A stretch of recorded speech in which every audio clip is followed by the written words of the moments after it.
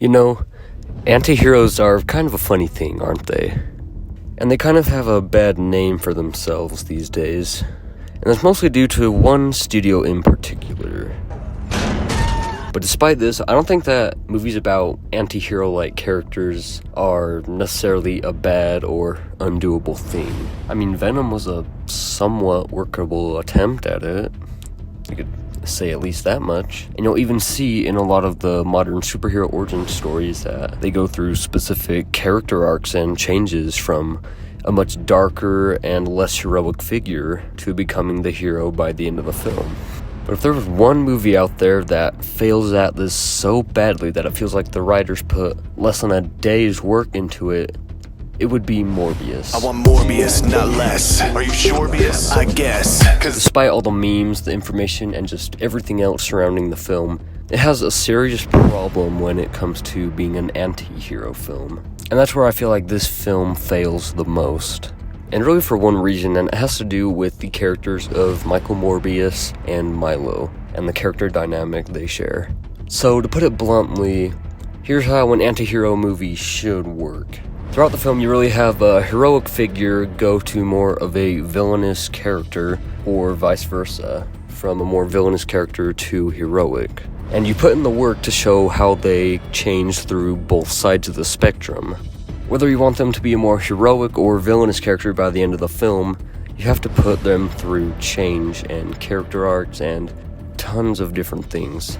But instead, what Morbius does is throws all that out the window. So in a nutshell, here's how it goes. We have Michael Morbius trying to find a cure for a disease that him and Milo share. And through this, he starts to do some pretty sketchy experiments on himself. And this kind of flips on his vampire mode and goes on full rampage. And the setup honestly isn't that bad. I mean, it's entertaining too, so, you gotta add that. So through what he's done to himself, he's now murdered an entire cruise ship, has become kind of a suspect for the police, and goes to prison.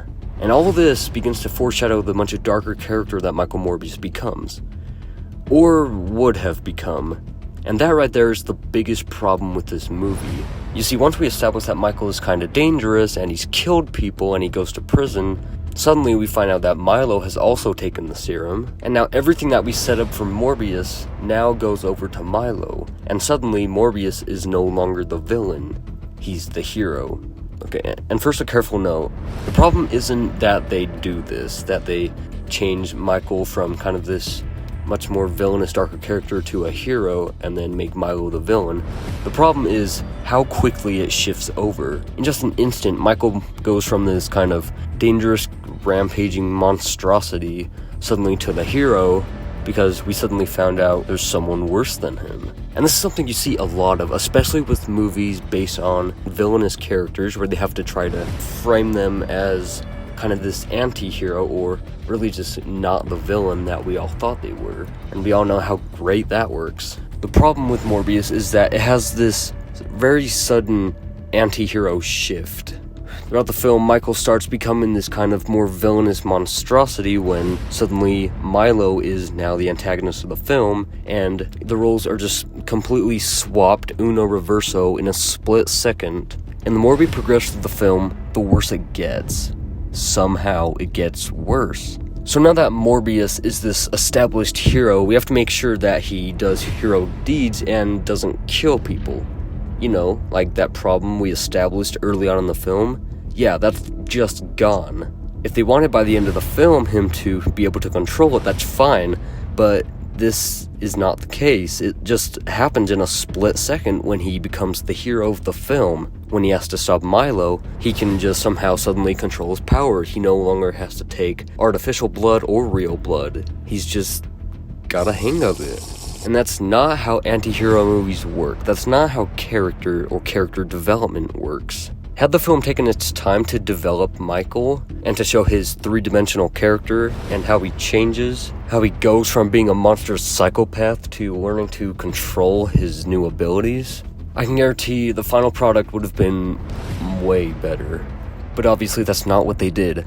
I mean, even if you look at Venom, at least they gave Venom some character development, starting off as this head-eating alien to transforming and growing into an actual character where he starts off not caring about anyone or anyone's concern, just killing off whoever he wants, to Eddie having to tell him to not do it and to change, to make different choices, and to kind of show some of the consequences of it. At least Venom had that going for it. This movie has none of that, and that's largely due to it being an anti-hero film, or at least something you call an anti-hero film.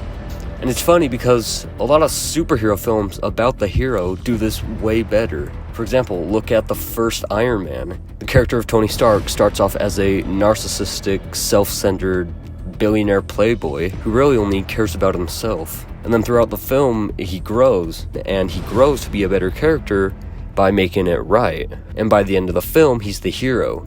And not just because we call him the hero, but because he's earned that title. You want another example? Look at really any Batman film. Because of the death of his parents, and maybe even others, he starts off as full of revenge and vengeance. And by the end of the film, he instead becomes a symbol of hope and justice.